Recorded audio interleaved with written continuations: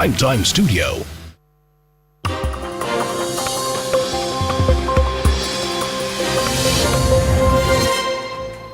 Good evening, you're watching Brass Tacks with me, Zakka Jacob. We're coming to you live from the CNN News 18 Primetime Studio presented by Greenland Laminates. It was a no-holds-barred attack from BJP members in the Treasury benches in the Lok Sabha today on Leader of the Opposition Rahul Gandhi, who was speaking on the reply to the President's motion of thanks. Rahul Gandhi made a big allegation that External Affairs Minister Dr. Jaishankar went to the United States to secure an invitation for Prime Minister Modi at the swearing-in of Donald Trump, which he says never happened.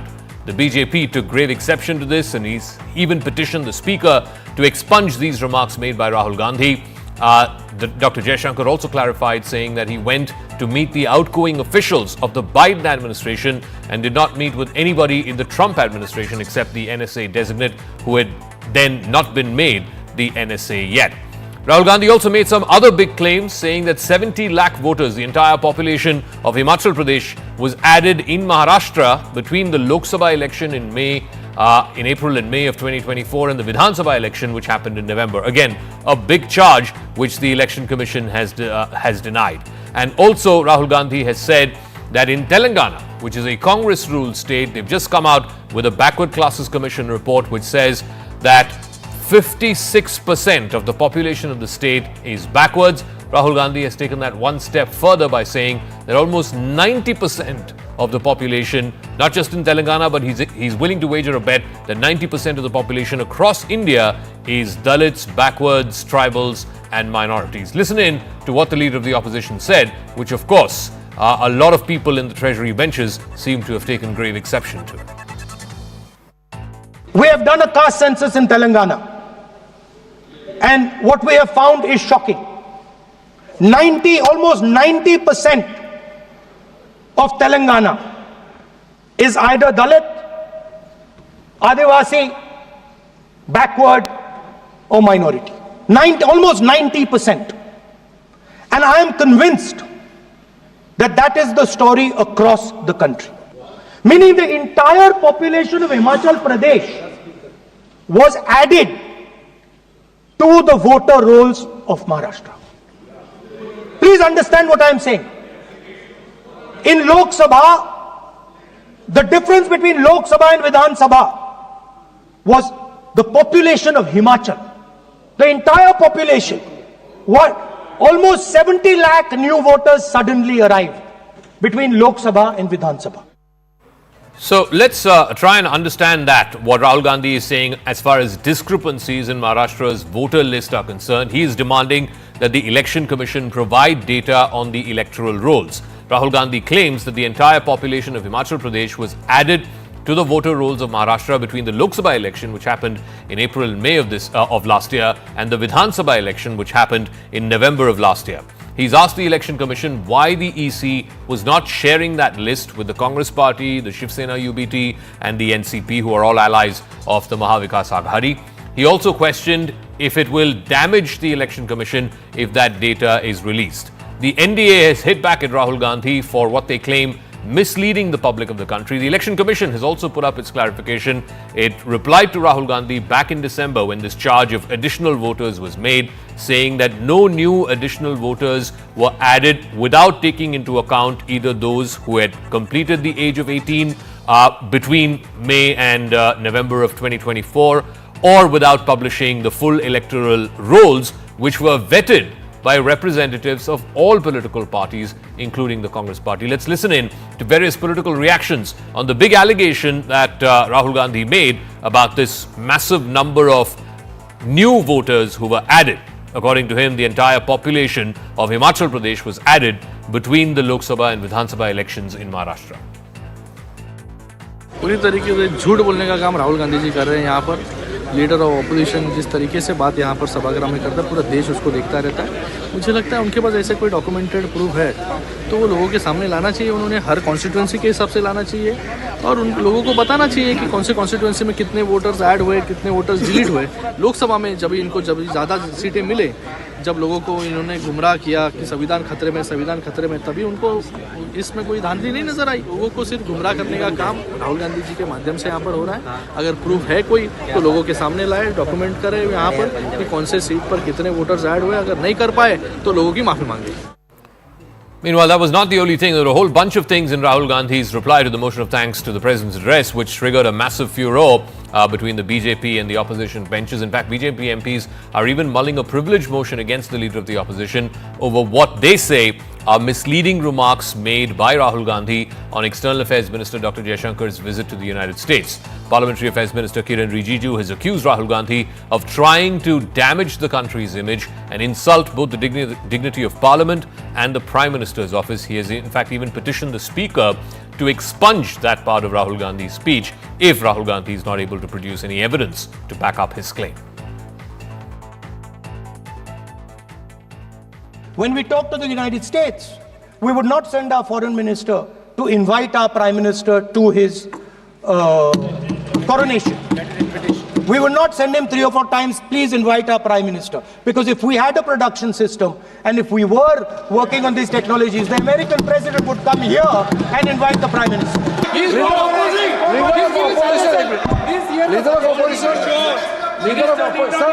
Leader of opposition cannot make such serious, unsubstantiated statement. This is related to the relation between two countries, and he is making an unverified statement about invitation of the Prime Minister of our country. It's matter of our dignity. How can you make such? All right, like I said, Mr. Rijiju and other BJP MPs have also petitioned the Speaker asking for that part of Rahul Gandhi's speech to be expunged. Aparajita Sarangi, Lok Sabha Member of Parliament and spokesperson of the BJP joining us. Dr. Shoma Mohammed, National Spokesperson of the Congress joining us. Dr. Shoma Mohammed, let me start with you. What basis or what evidence does Rahul Gandhi have to have made that claim that Dr. Jaishankar went to the US specifically to try and get an invite for Prime Minister Modi at Donald Trump's inauguration? In fact, Dr. Jaishankar himself has clarified that he's not met with anybody in the Trump administration when he went there in late December, early January, and that also that Prime Ministers don't attend the swearing-ins of other leaders of the world. Okay, hi Zakka. I find it ridiculous when he says prime ministers don't attend swearing-ins of other leaders. We have invited for Mr. Modi's 2014 swearing-in many prime ministers around the world. I still recall that. Everybody came. So Jaishankar opens his mouth, he lies. He lies about China. He lies about everything when it comes to foreign policy. Of course he went there. Why should he deny when something is there? He can just say, I did not do it. Now here is a prime minister, let me tell you, here is a prime minister. When he's campaigning, campaigning means millions of people are hearing, says, Congress party बहस लेके मुसलमानों को देते, Congress party mangalsutra छीन के मुसलमानों को देते, कांग्रेस पार्टी आने के बाद ताला लगाएंगे मंदिर को. These are the things the Prime Minister has to say, who's a second term Prime Minister going for his third term, and he is campaigning on these things, and you accuse us of something like this. We are saying what is the truth, but the Congress party taking behas and giving it to Muslims, Congress party taking a Mangalsutra and giving it to Muslims, Congress party... Shama Mohammed, I'm talking about what happened in Parliament today, not something that happened in the Lok Sabha campaign 6 months ago. We are saying he said that. We are saying Jaishankar did it. All right. So, I am just giving you breaking news. Shama Mohammed, I'm just giving you breaking news. The Speaker has expunged Rahul Gandhi's comments about Jaishankar going to America to ask for an invitation for Prime Minister at Mr. Trump's inauguration. That's just been expunged. News, that is just breaking. It's just come. It's just come officially from the Speaker's office. That is not breaking news. We know what Om Birla does. Who does Om Birla stand with? We know how it works. 146 MPs suspended at one go. Anything we say about Adani expunged. What is happening? This is a partisan parliament. Om Birla just says what Mr. Modi wants to hear and listen. That is the issue. When Rahul Gandhi speaks to the truth about each and everything, what happened in these elections, yes, let the election commission also come out with evidence. See, we've already said from the beginning, the number of vote polls and the number of vote counted has discrepancies. So I'll come to the Maharashtra thing in 1 second. I'll let Aparajita Sarangi respond to this. So the Congress sticking to what Rahul Gandhi said about Jaishankar going and trying to get an invite for Prime Minister, that part has now been expunged by the Lok Sabha Speaker. Your response, ma'am? A very good evening. There are two highlights of today's debates in the Lok Sabha. I was there throughout. Now, the first one was very interesting. In fact, in the list of business today in the morning, right from 11 a.m. to 12 noon, there were 20 questions listed to be asked by different honorable members of parliament. And for the first time, despite the ruckus created by the opposition parties led by the Congress, in fact, the honorable members of parliament were given due time and 18 questions were asked, and this was a record. So this is the no-nonsense approach of Sri Om Birla ji, the Speaker of the Lok Sabha, towards these people who do not indulge in anything except creating a ruckus in the Lok Sabha. So the message was very loud and clear to all these people who disrupt the proceedings of the Lok Sabha now and then with absolutely no reason. Now this is one part, this is one highlight which really amused all of us. Number two, the speech of the leader of opposition, Sri Rahul Gandhi ji, and the counter by the different members of the treasury benches. Now, as far as the statement of Rahul Gandhi ji regarding the visit of Sri Jaishankar ji to ask US to invite Prime Minister Modi to the US, I think nothing can be more ridiculous than this. Okay. Now, let me tell you, I am a member of parliament and he is my esteemed colleague. I can say with all conviction at my command that we in the Lok Sabha or in the Rajya Sabha, the members of parliament are supposed to conform to certain standards of conduct. In fact, unless and until we have evidence, unless and until we have proof, we cannot just make a statement on the floor of the house. It is something different to say anything about anybody on the sadak. But when you are within the Sansad premises, or rather within the houses, either Lok Sabha or Rajya Sabha, nothing but the truth. Okay, I just want to bring our viewers up to speed. We now know the portions of Rahul Gandhi's speech which have been expunged. This is about AI, this is about using, building robots, building drones. It's about building electronic items, including electric vehicles.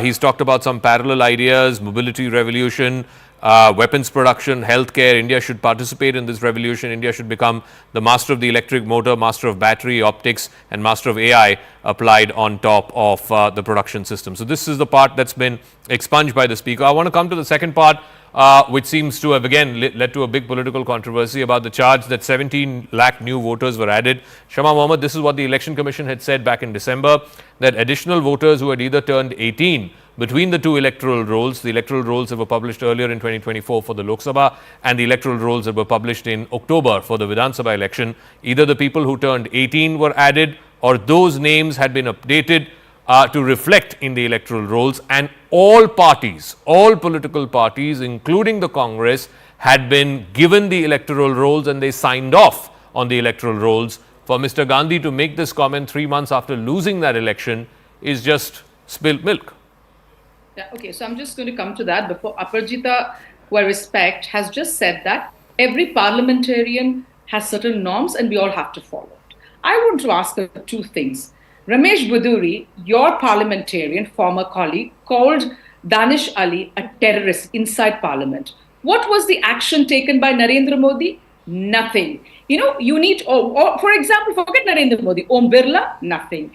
There is Pratap Simha, who let in people into the parliament where there were attacks on parliamentarians. What was the action taken by Om Birla on Pratap Simha? Nothing. What is the action taken by Mr. Modi or the party on the parliamentarians? Nothing. So please, we know this is a partisan parliament. You talk about ethics. What is the ethics over here? Why was Pratap Simha not suspended by the party? Shama, can you please answer the question I asked you, the charge that your leader made about 70 lakh voters in Maharashtra? Please, let's get on with it. Yeah. No, I need to reply to her, Zakka. Yeah, please. Parliamentarian norm sitting on a high horse. I need to tell her to get down from the high horse and understand what exactly their party is doing, as well as Mr. Om Birla, who's a partisan politician of the Bharatiya Janata Party.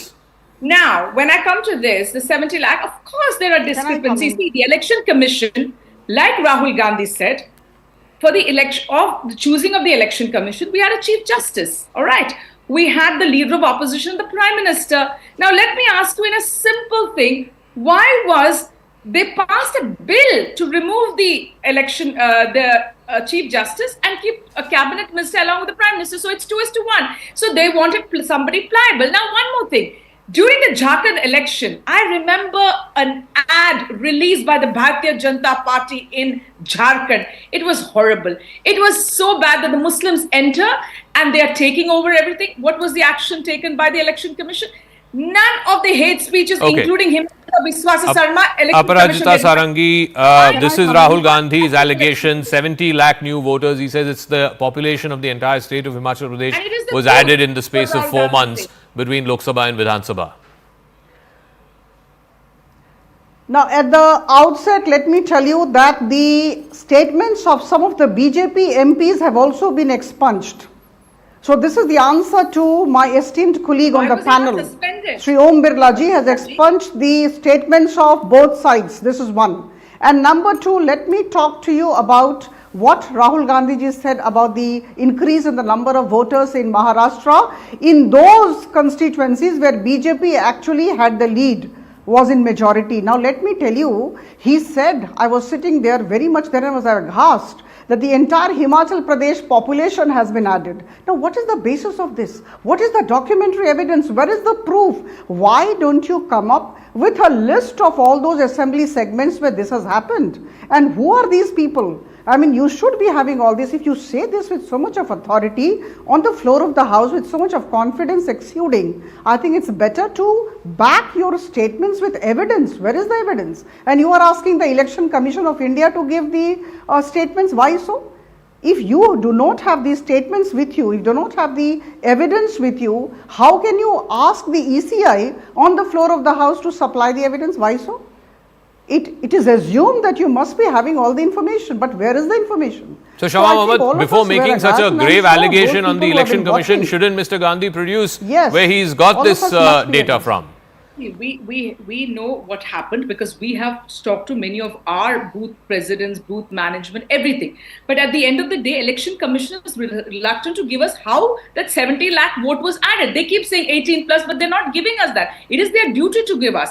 Then she asked how Rahul Gandhi is putting such huge allegations. The Prime Minister of India is alleging that we are taking behas and giving it to Muslims. No, but where did you get the 70 lakh figure from? Election Commission has not said 70 lakh figure. Prime Minister of India cannot speak in such a manner. He's saying hum tala lagate hain mandiron pe. Prime Minister of India has no right to speak like that. Dr. Mohammed, where did you get the 70 lakh figure from? Where did Rahul Gandhi get the 70 lakh figure from? Ma'am, where did he get the 70 lakh figure from?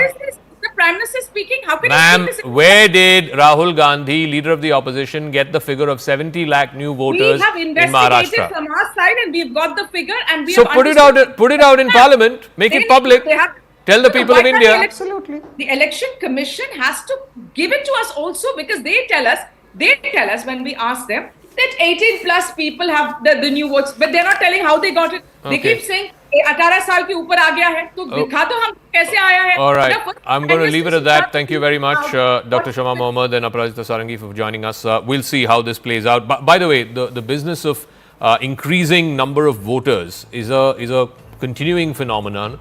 Delhi is going to go to polls in a couple of days. Delhi too has seen a high voltage campaign, a lot of allegations and counter allegations primarily between BJP and AAP over electoral rolls. BJP has accused AAP of inflating and bringing in Rohingyas and illegal Bangladeshis.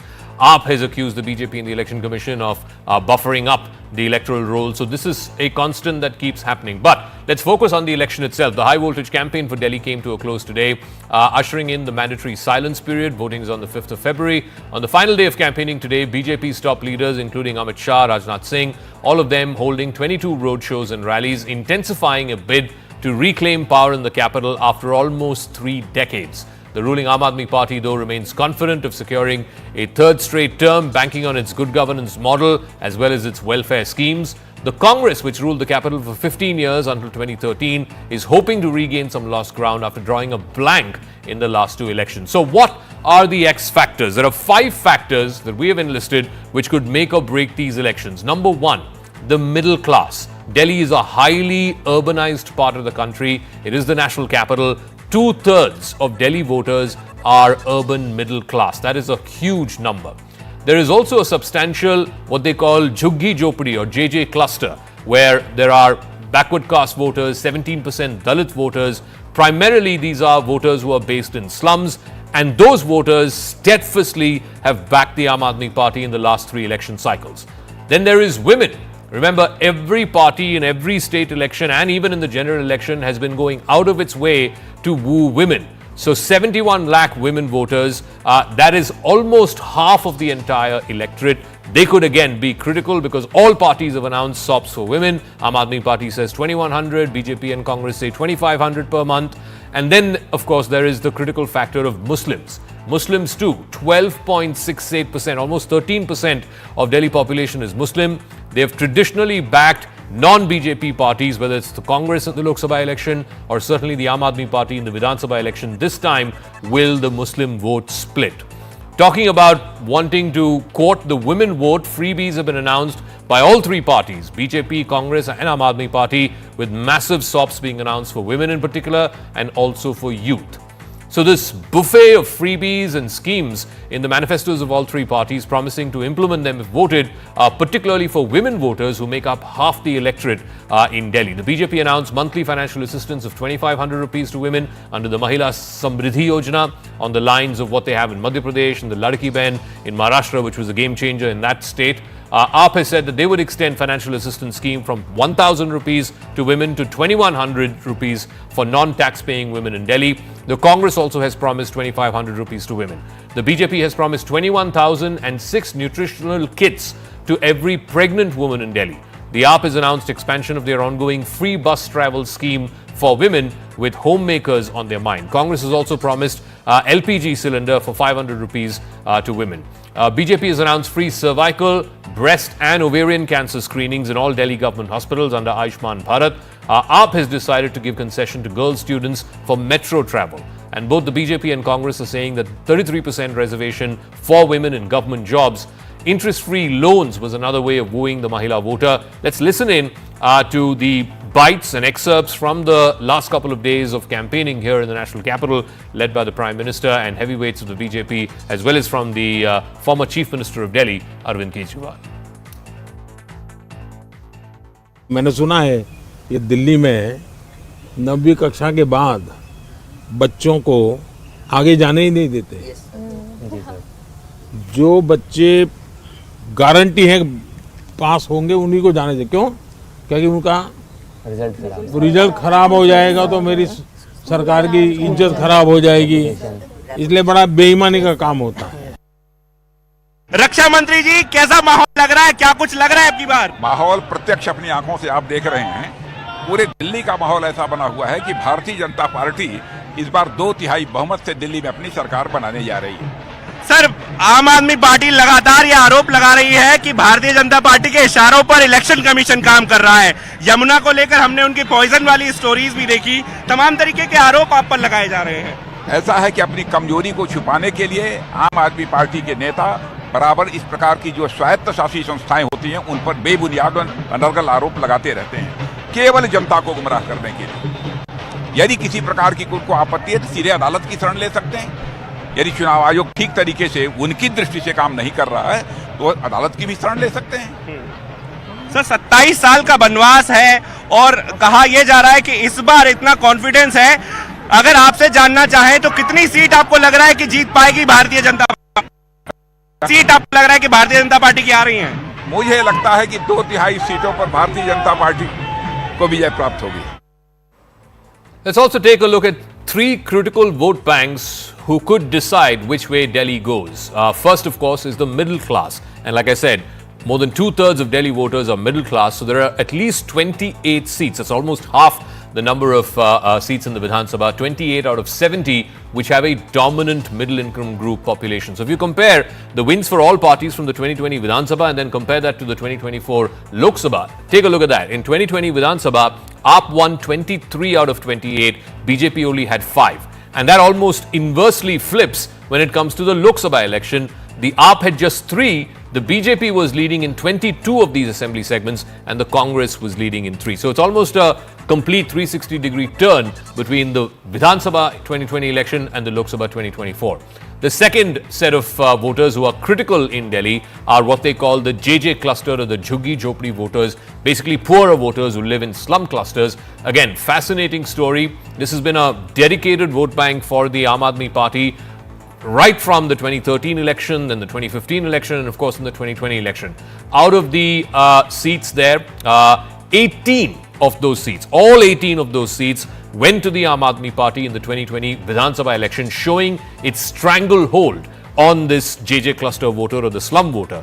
But when it comes to the Lok Sabha, it's the BJP that courts the same voter and gets the support of that same voter. The BJP had 11 out of 18, and the remaining was split between the AAP and the Congress, 4 for the AAP and 3 for the Congress. Remember, AAP and Congress fought in alliance in the Lok Sabha election in 2024. And then finally, many are saying this time one other critical factor would also be the Muslim seats. Remember, both Congress and Aam Aadmi Party are vying for the Muslim seats. It's 10 seats out of 70 which have an over 30% Muslim population. And now the entry of the AIMIM. The MIM has fielded 2 candidates. Both of them happen to be riot accused from the Delhi 2020 riots. Whether the MIM will split the votes between the AAP, Congress and the MIM. Again, all 10 seats were won by the Aam Aadmi Party last time around. 10 seats in the 2020 Vidhan Sabha election. In the Lok Sabha election, and this is where Muslims vote in a divergent manner. In the Lok Sabha, they vote for the Congress. You can see Congress was leading in 7 out of the 10 assembly segments. BJP in 2, and Aam Aadmi Party only in 1. So will that trend hold, or will it go back to how it was during the 2020 Vidhan Sabha elections? Now, even before Delhi votes, aspersions are being cast on the poll process itself. AAP has developed a website to ensure the integrity of EVMs. In fact, Kejriwal has said that the initiative was taken following lessons learned from the Maharashtra and Haryana elections concerning EVM tampering.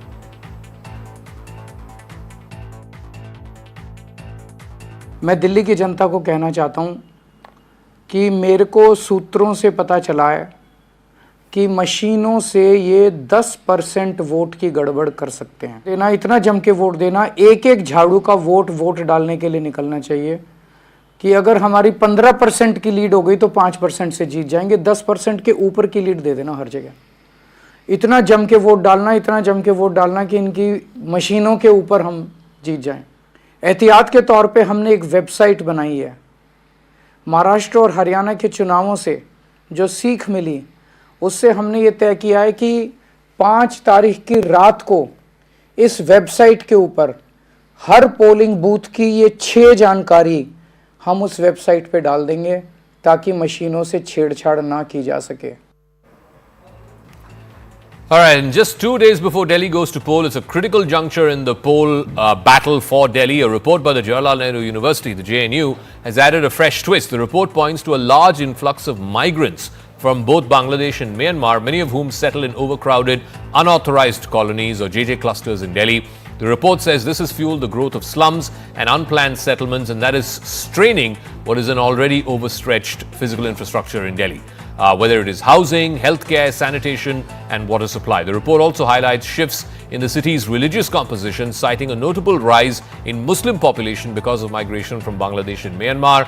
The report claims it has influenced Delhi's socio-political dynamics. So what does this report say from the Jawaharlal Nehru University and 2 academic researchers from JNU? That illegal immigration to Delhi has significantly altered the city's demographic landscape. It says that a large influx of migrants are coming in from neighboring countries like Bangladesh and Myanmar. These migrants often settle in overcrowded neighborhoods, and they've named those neighborhoods Silampur, Jamia Nagar, Zakir Nagar, Sultanpuri, Mustafabad, Jafrabad, Dwarka, Govindpuri, and many more, saying that this puts a strain on resources. It also disrupts local social cohesion. Unauthorized settlements by illegal immigrants has led to the proliferation of slums and unplanned colonies, causing immense pressure on Delhi's already overstretched infrastructure. The healthcare system in Delhi faces significant challenges because of the influx of migrants. Overcrowded hospitals and clinics are unable to meet the demands of both legal residents and undocumented ones, resulting in reduced access to quality healthcare. The migrants' participation in low-wage jobs has also created economic competition with local workers, leading to resentment among Delhi's native population. The report also describes the role of informal networks in migration, saying that migrants often rely on brokers, agents, and religious preachers for getting their houses and their jobs. The migrants have also been linked to illegal activities like smuggling, document forgery, and human trafficking, activities which pose significant security risks to both the city as well as law enforcement.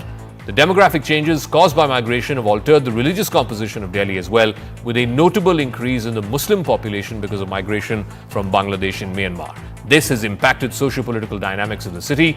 Cultural differences and the inability of migrants to integrate into the local communities have led to social tensions. The presence of isolated migrant communities have also disrupted traditional social structures. Law enforcement, despite intensified crackdowns, face bureaucratic hurdles and political resistance, which delays the deportation efforts in a way which makes these illegal settlements thrive.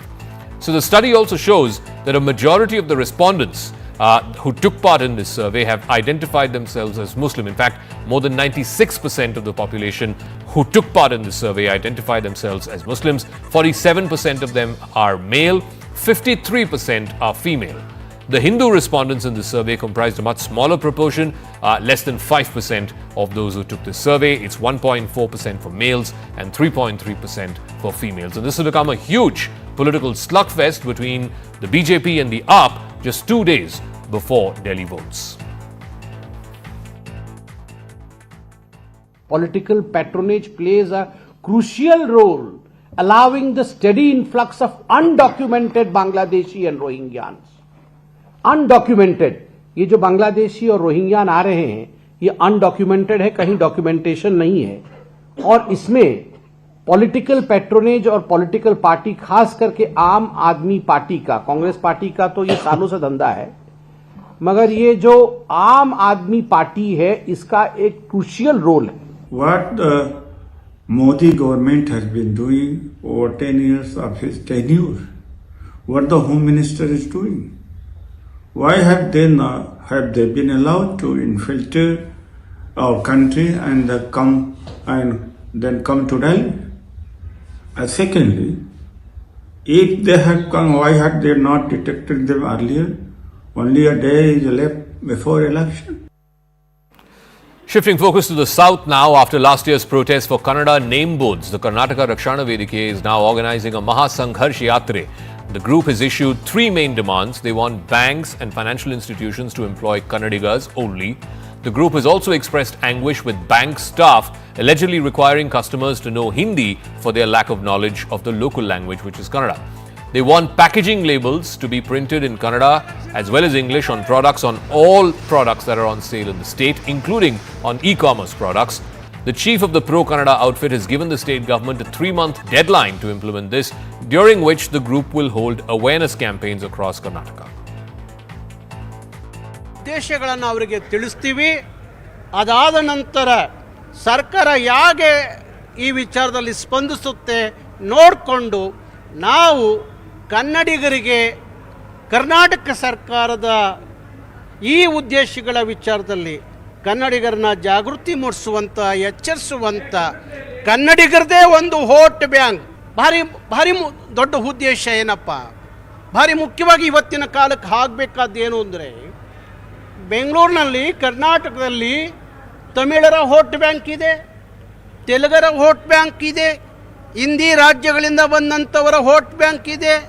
ಹಾಗಾಗಿ ಯಾರು ಕನ್ನಡದ ಪರವಾಗಿ ನಿಂತ್ಕೋತಾರೆ, ಯಾರು ಕರ್ನಾಟಕದ ಪರವಾಗಿ ನಿಂತ್ಕೋತಾರೆ, ಯಾರು ಕನ್ನಡಿಗರ ಪರವಾಗಿ ನಿಂತ್ಕೋತಾರೆ, ಅವ್ರ ಪರವಾಗಿ ಕನ್ನಡಿಗರು ನಿಂತ್ಕೋಬೇಕು ಅನ್ನುವ.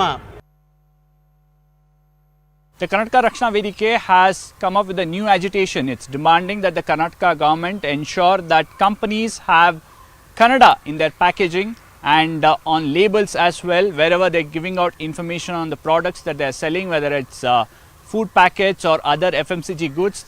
This, they are saying, is very essential, especially for people from rural Karnataka to know more about that particular product. Not just that, the Rakshana Vedike is also demanding that banks employ Kannada speaking population so that people in rural areas, especially farmers, do not struggle when they go to banks. The Rakshana Vedike says that in the recent past there have been instances where farmers have gone to PSU or nationalized banks and the staff there have asked them to talk in Hindi or English, and farmers have struggled. Even the forms that are given there are in English and Hindi and makes life difficult. The government has promised to look into some of the issues, but on other aspects, for example, how people are recruited in banks, that is something that perhaps the union government and the finance ministry will have to pitch in. That's what the state government says. The BJP too is saying that the state government should respond positively to this demand of the Karnataka Rakshana Vedike. Has to be seen how this pans out in the coming few months. Meanwhile, shifting focus to neighbouring Tamil Nadu, where a senior police officer from the state has alleged that there was an attempt to murder her after she exposed irregularities in the Tamil Nadu Uniformed Services Recruitment Board. In a written complaint to the Director General of Police, ADGP Kalpana Nayak has said that there was a fire in her office in July 2024 and that, she says, was an attempt on her life. She said that the fire, which gutted her chamber, happened after she unearthed irregularities in the TNUSRB recruitment scam, implementing communal reservation. A statement released by the DGP's office said that a full-fledged investigation was launched into the matter as soon as the complaint was filed. The statement also clarified that expert reports were obtained following her allegations, which ruled out any kind of foul play. Forensic experts opined that evidence of short circuit was noticed in copper wires and there was nothing more to it. But the opposition in the state is gunning for the DMK government. AIADMK General Secretary Edappadi Palaniswamy and BJP State President K. Annamalai both have called this a condemnable and shameful situation. The BJP in fact went on to allege that flouting rules and laws seems to have become customary in Tamil Nadu under the Stalin government. A senior IPS officer in Tamil Nadu, Kalpana Nayak, has in fact said that because she exposed irregularities in the police recruitment board, she was threatened, her life was threatened, there were attempts to murder her. This was a complaint that she filed with the Director General of Police, Shankar Jiwal, wherein she said that the incident took place in July last year, where her chamber was in fact set on fire. She said that her entire chamber was burnt down, and this after she exposed irregularities in the police recruitment board. It's the Tamil Nadu Uniformed Service Recruitment Board. That's where she said that there are irregularities as far as postings for officers are concerned. And after she made these exposes as far as the recruitment scam is concerned, her life was threatened. There were attempts to kill her. And this issue has now erupted into a political snowball, with both the AIADMK and BJP now lashing out at the DMK-led government. Annamalai took to social media and said that it is customary that such rules and laws are flaunted under the DMK government. Edappadi Palaniswamy, the AIADMK General Secretary, also condemned and said that it is a shocking incident and this is happening to to the state's own additional Director General of Police, and this is the state in Tamil Nadu, and condemned and expressed his shock and condemned the incident. Meanwhile, the DGP office said that there is a thorough investigation to look into the complaint filed by the senior police officer. Meanwhile, US President Donald Trump has finally made good on a campaign promise. He's now raised tariffs of 25% on Canada and Mexico and 10% on China. But that has triggered retaliation from all three countries. They have now levied counter tariffs on American goods. Trump says that Americans may feel some economic pain from these tariffs, but he argued it would be worth the price to secure American interests. But would this actually make America great again, or will it make China great again? IT Code.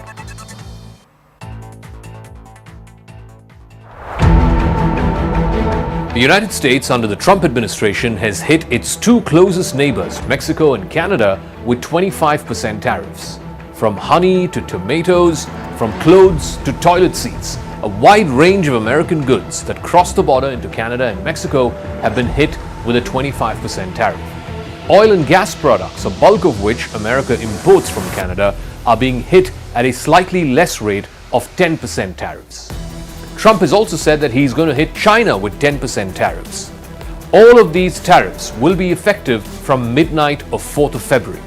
Trump has said that the tariffs are intended to reduce the flow of the deadly opioid fentanyl over the border, as well as cutting down the flow of illegal immigrants, both from Mexico and Canada. We may have short-term some a little pain, and people understand that. But long term, the United States has been ripped off by virtually every country in the world. We have deficits with almost every country. Not every country, but almost. And we're going to change it. In turn, both Canada and Mexico have hit back with retaliatory tariffs on American goods that are crossing over the border.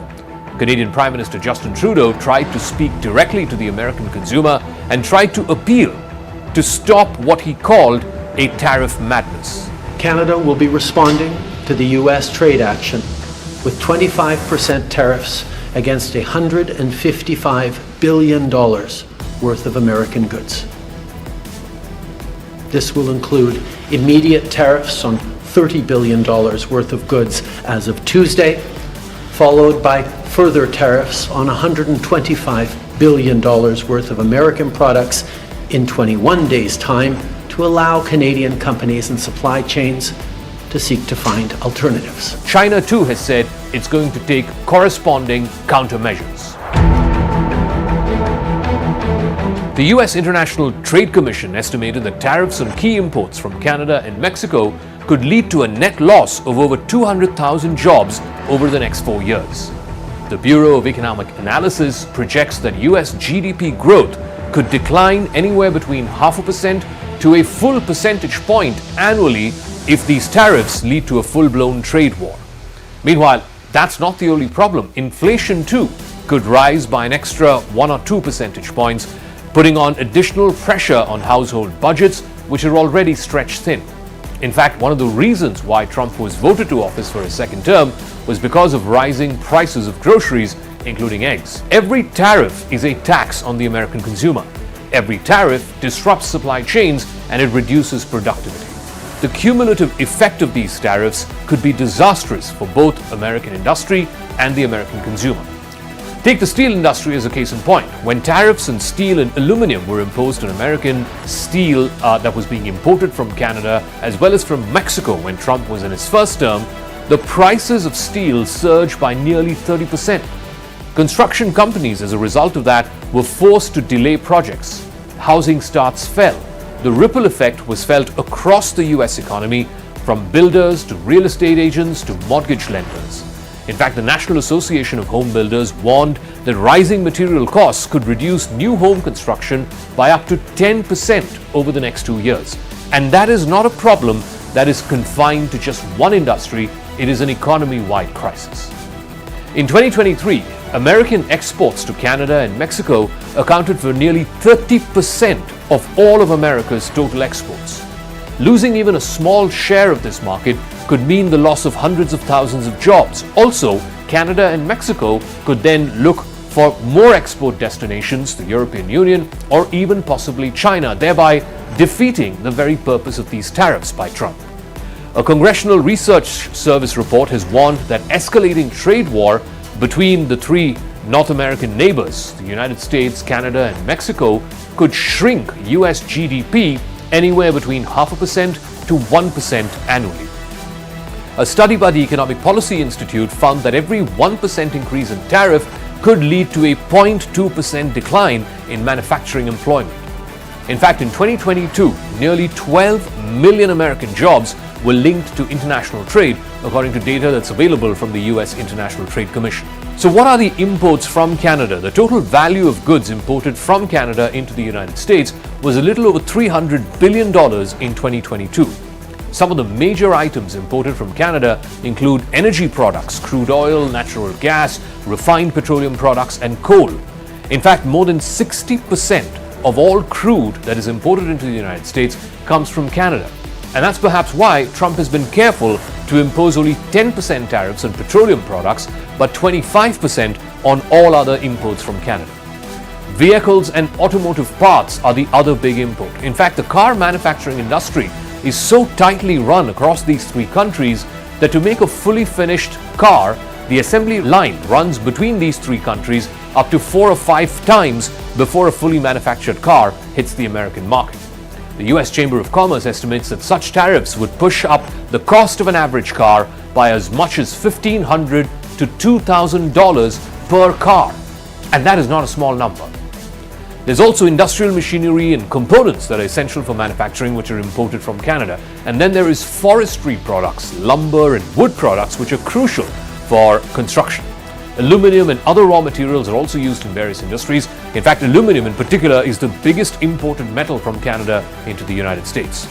US exports to Canada and to Mexico were over $500 billion in 2022 and imports over $600 billion. That is a combined net trade between the three North American neighbors of over $1 trillion. In his first term, Trump had pushed both Canada and Mexico to renegotiate NAFTA, the North American Free Trade Agreement, one of the longest running FTAs in the world. That has been in place since 1994. A new agreement was arrived at. It was called the US-Mexico-Canada Trade Agreement, but it ended up driving prices higher up, particularly in steel and aluminum, sometimes by as much as 30%. A report by the American Economic Association concluded that protectionist policies were reducing marketing efficiency and also slowing down the pace of innovation. When companies are shielded from competition, they are less motivated to improve and to become more productive. They become less productive and perhaps sometimes even complacent. Tariffs may protect some jobs in the short term, but overall they harm the competitive edge of the American economy. Reduced competitiveness means slower growth. Slower growth means fewer new jobs in the long haul. Those very same industries which Trump is vowing to protect with all these tariffs will eventually fall behind in a globalized market. Already, the Canadian provinces of Ontario and Nova Scotia have announced that they are pulling out all American beer, wine and spirits from government-owned liquor stores. Higher prices also mean higher inflation. Inflation, in fact, is a silent tax on every American citizen. The Federal Reserve has been battling inflation for years. In 2023, core inflation hovered between 4 and 5%. With tariffs forcing up input costs, inflationary pressures will only mount. In fact, the Heritage Foundation has published an economic outlook which says that tariffs could push overall inflation up by anywhere between 1 to 2 percentage points over the next 4 years. Higher inflation squeezes middle-class families. It reduces their purchasing power. It forces consumers to spend more on basic necessities and less disposable income. In a country where the average household spends over $3,000 a year just on transportation, even small increases in the price of gas or in the price of new cars can have a major impact. History has shown that free trade works. The numbers don't lie. In nominal terms, US GDP has grown substantially since the early 1990s when it had the North America Free Trade Agreement. For example, in 1990, the United States nominal GDP was roughly $6 trillion. By 2023, nominal GDP in America had grown to around $30 trillion. Hyper-protectionism is a dead end. It's a path that leads to higher prices, fewer jobs, and eventually economic decline. It will not make America great again, as Trump promises to do. It will only lead to another American recession. All right, joining us now is CNN White House correspondent Kevin Liptak. Thank you very much, Kevin, for speaking with us here on CNN News 18. So the United States has announced tariffs of 25% on both Canada and Mexico. Canada has, of course, announced its own retaliatory tariffs. I believe Mexico will be revealing its retaliatory tariffs later today. Trump says he hopes to speak with both Prime Minister Trudeau and President Sheinbaum sometime today. Do we know when that conversation is slated for, and can they still pull back from the brink of a trade war before these tariffs kick in midnight Tuesday? Yeah, well, we expect those phone calls to happen this morning, Eastern time here in Washington, but Donald Trump himself sort of tamped down expectations that they could result in anything like a reprieve from these tariffs that are set to take effect at midnight Eastern time. He said he didn't expect anything dramatic to come out of these phone calls, essentially saying that he is going full bore ahead with these 25% tariffs on Canada and Mexico, the 10% tariffs on China. There is a carve out on Canadian energy that will only be applied a 10% tariff. But I think, this is a significant step that the president is taking. In one way, it does fulfill something that he said he would do as a candidate, which is to try and rebalance global trade.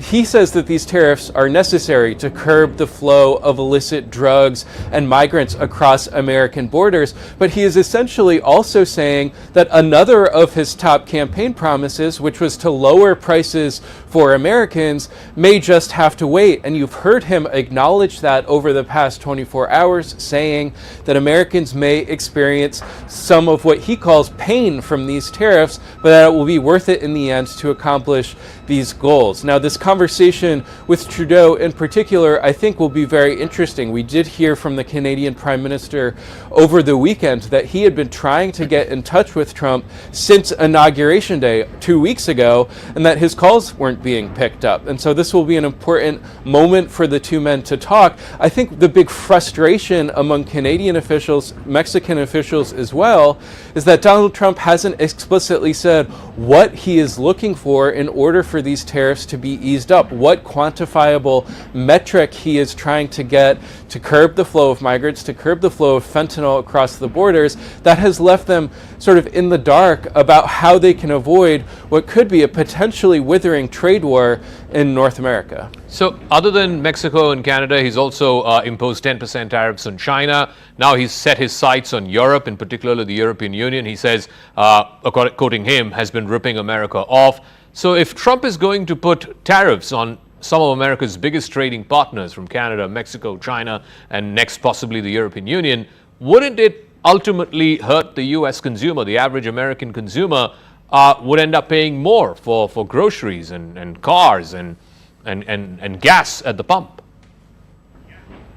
Yeah, that's certainly what many and most economists say will happen. In fact, Donald Trump now is saying it himself, that this pain will be inflicted on Americans, at least in the short term. And I think it's important to note that the North American economy in particular is just so integrated when it comes to car manufacturing, when it comes to energy production. In fact, there are oil refineries in the northern part of the United States that are designed specifically to refine Canadian oil. All of this will end up costing American companies more, and they are expected to pass that cost on to American consumers. And of course, it comes at a time.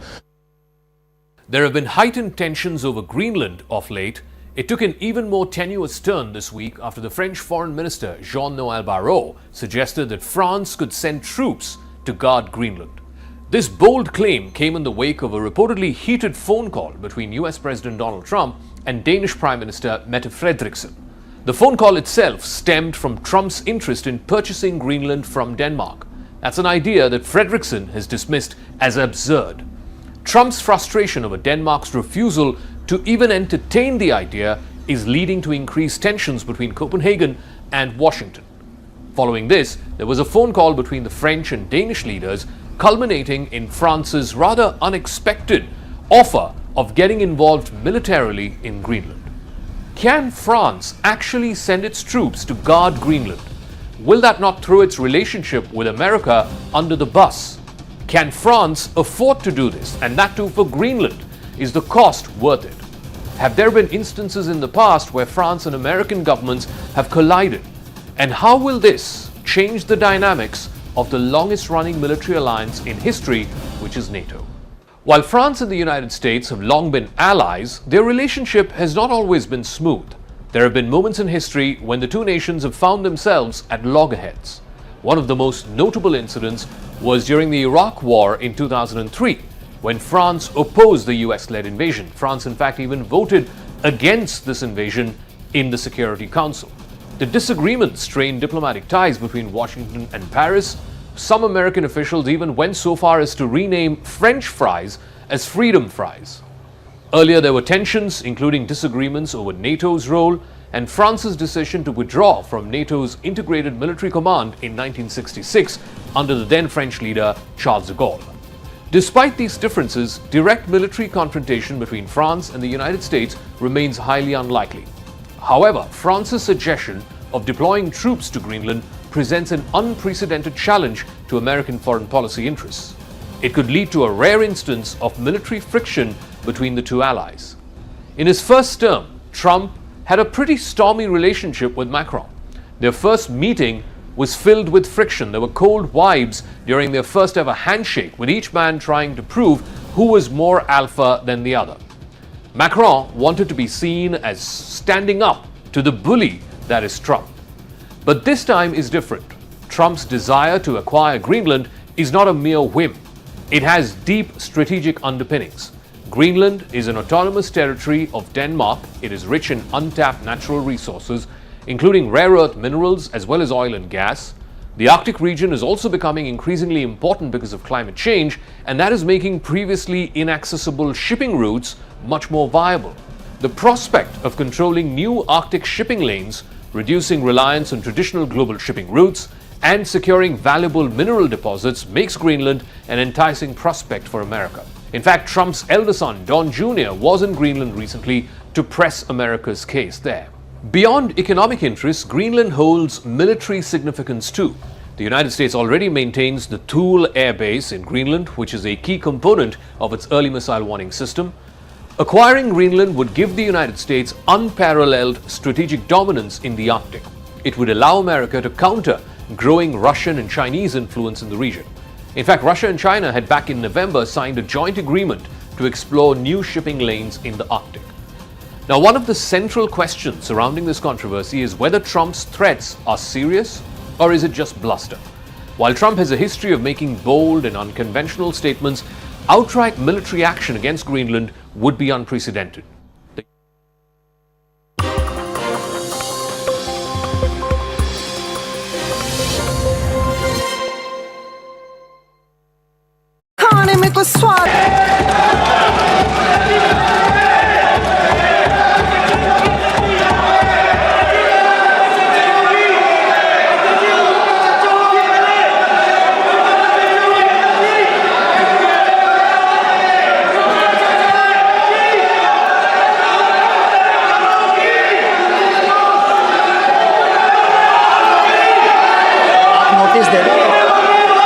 सदस्यगण, बजट के बाद राज्यपाल अभिभाषण में आपको पर्याप्त अवसर दूंगा। मेरा आपसे निवेदन है, नहीं माननीय अखिलेश जी, आपने संसद की मर्यादा को आप बना के रखें। कभी बजट भाषण के अंदर इस तरीके का नहीं हुआ, ये उचित नहीं है, ये उचित नहीं है। अखिलेश जी प्लीज, मैं आपको मौका दूंगा राज्यपाल अभिभाषण पे, प्लीज। नो, ये तरीका ठीक नहीं है। No,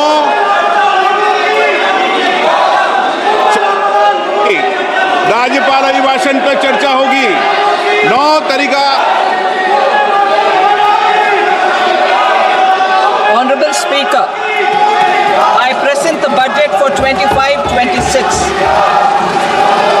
This budget continues our government's efforts to A. Accelerate growth, B. Secure inclusive development, C. Invigorate private sector investments, D. Uplift household sentiments, and E.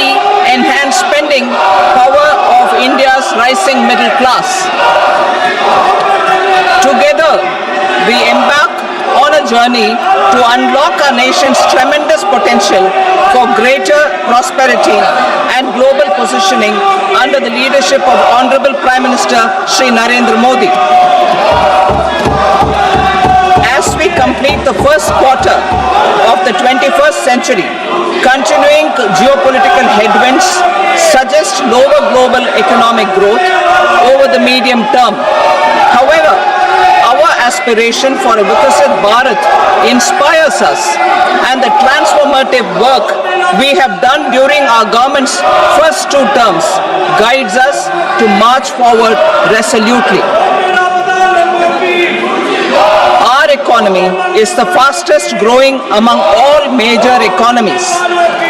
Our development track record for the past 10 years and structural reforms have drawn global attention.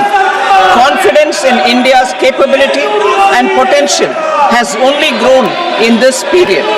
We see the next 5 years as a unique opportunity to realize Sabka Vikas, stimulating balanced growth of all regions. The great Telugu poet and playwright Gurujada Apparao had said, Deshamante matti kadoy, Deshamante manushuloy, meaning a country is not just its soil, a country is its people.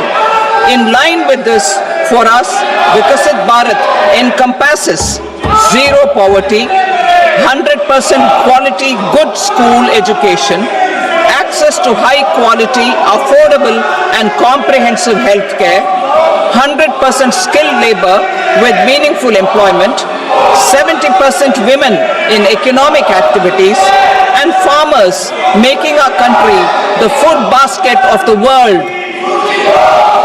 In this budget, the proposed development measures span 10 broad areas focusing on Garib, youth, Annadata and Nari, spurring agricultural growth and productivity, building rural prosperity and resilience, taking everyone together on an inclusive growth path, boosting manufacturing and furthering Make in India, supporting MSMEs, enabling employment-led development, investing in people, economy and innovation. Laminates presents CNN News 18 Primetime Studio.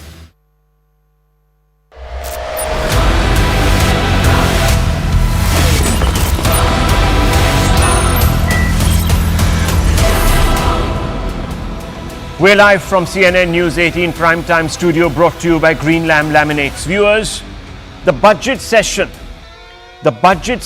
got off to a fiery start today with Rahul Gandhi using the Telangana Caste survey report that has just been concluded to first state that backward classes in this country were greater in number than currently presumed, and second to claim that under the Modi regime they were being denied their due, and that more importantly they were not even being counted. From the word go, it became clear that aside from championing his own party's commitment to the cause of the backward classes by daring to carry out a survey so as to ensure equitable distribution of state resources,